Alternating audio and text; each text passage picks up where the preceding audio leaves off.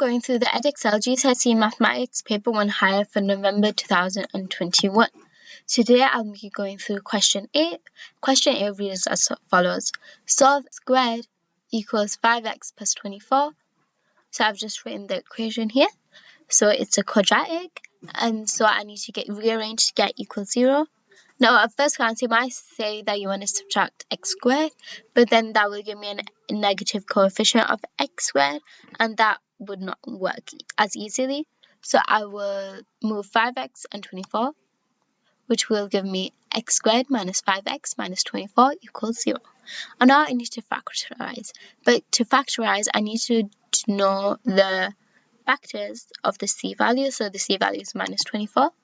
And these are all of the possible factors. And I need to see two factors which add up to give me minus 5. So as I can see, that is 3 and minus 8. So those are the two that I need to use. So that will give me x plus 3, x minus 8 equals 0. And we know that two things multiplied to 0, one of them must equal 0. Now we don't know if x plus 3 equals 0 or x minus 8 equals 0. So I can assume either. So I will solve both of them separately. So if x plus 3 equals 0, x equals minus 3. And if x minus 8 equals 0, x equals 8. So those are the two values and the answer.